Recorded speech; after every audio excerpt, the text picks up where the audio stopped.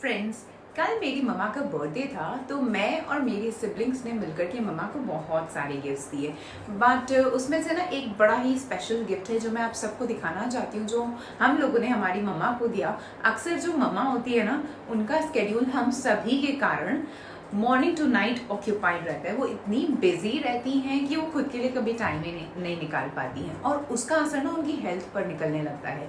तो मेरी मम्मा की अक्सर ना कंप्लेंट रहती है कि मुझे ना पैरों में दर्द हो रहा है, और मैं आपको ये भी बताऊंगी पैरों के कौन से पोर्शन में दर्द होता है। तो हमने हमारी मम्मा को उस हिसाब से एक बहुत ही बढ़िया सा गिफ्ट दिया। मैं आपको वो गिफ्ट भी दिखाना चाहती हूँ और साथ ही साथ मैं आपको उससे रिलेटेड ना कुछ इंग्लिश का एक लेसन भी छोटा सा देना चाहती हूँ। So let's get going into the video. So ये हमने हमारी मम्मा को गिफ्ट करा है, that is the calf and foot massager. Calf and foot massager.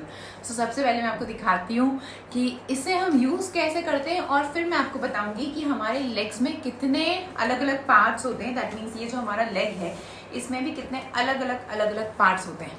So let me just switch it on for you. Okay, so ये हो गया स्टार्ट और मेरी मसाज यहाँ पर चालू हो चुकी है। It is actually very relaxing and soothing.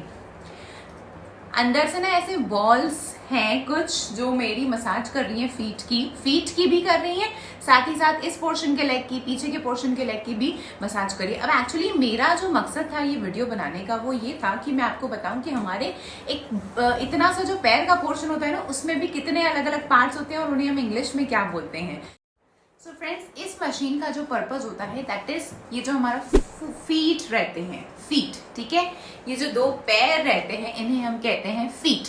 Okay, और दूसरा जो पर्पज है इस मशीन का, ये हमारा ये जो हिस्सा होता है पैर का पीछे का जो हिस्सा होता है इसे हम कहते हैं काफ्स, द बैक पोर्शन। ठीक है, सो ये है calf and foot massager. That means it will give massage to your feet as well as it will give massage to your calf. Okay, calf का प्लूरल होता है calves, so it will give massage to your calves also. Apart from that मैं आपको बताना चाहती हूँ कि हमारा एक छोटा सा पैर होता है, उसमें भी इतने सारे हिस्से होते हैं, पर क्या हम जानते हैं कि हर हिस्से को हम इंग्लिश में क्या कहकर पुकारते हैं? Let me just tell you. So पहले तो मैंने आपको बता दिया ये होता है काफ, इसे हम कहते हैं फीट। ओके, एक होता है द फुट और दो होते हैं the feet. Okay, apart from that ये आगे का जो हिस्सा रहता है हमारा पैर का, ठीक है, this portion of the leg का, ये जो आगे का ये लोअर लेग का जो हिस्सा होता है इसे हम कहते हैं shin. Okay, so this is shin, this is calf, these are the feet. Okay, एक है द फुट। और अब मैं आपको फीट में भी अच्छी सी बात बताती हूँ। ये जो लोअर पोर्शन रहता है फीट का, okay, this is known as sole. Okay, and upper portion जो रहता है ये वाला, स्पेशली इतना जितना मैंने आपको ना हाथ लगा करके दिखाया है, this is known as instep. What is this known as? Instep. This is instep, this is sole. अब ये तो हमारी होती है टोस, ठीक है, जिस पर हम नेल पेंट भी लगाते हैं गर्ल्स।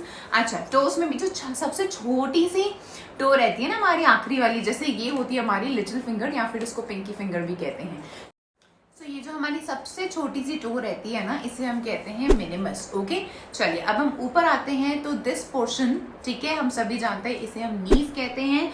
अपार्ट फ्रॉम दैट और ऊपर आते हैं तो इसे हम थाइस कहते हैं। So thighs, knees, shin, calf. Okay, then this is the sole, these are the toes, this Chhotu one is the minimus and this particular portion is the instep। अब दो और चीजें रह गई हैं।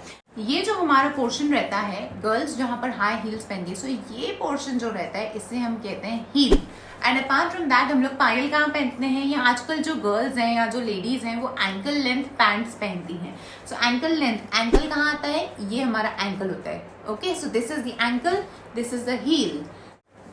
सो फ्रेंड्स, अगर आपको कभी भी कहना है कि मुझे पैरों में दर्द हो रहा है तो आप उसे क्लियरली स्पेसिफाई कीजिए कि आपको किस पोर्शन में दर्द हो रहा है।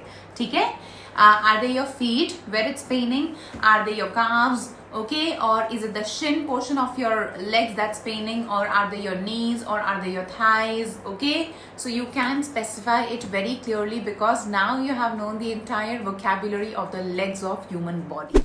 So friends, that's all for this video. I really hope कि आपको इस वीडियो में मजा आया होगा, आपने कुछ ना कुछ नया सीखा होगा। अब मैं जा रही हूँ एक रिलैक्सिंग सा मसाज लेने के लिए, मैंने इसका स्विच ऑन कर दिया है। तब तक आप ये सारी वोकैबुलरी लर्न कीजिए, ठीक है। ओ माय गुडनेस, कितना मजा आ रहा है मसाज लेने में। Okay guys, I will catch you up in my next video. Bye bye.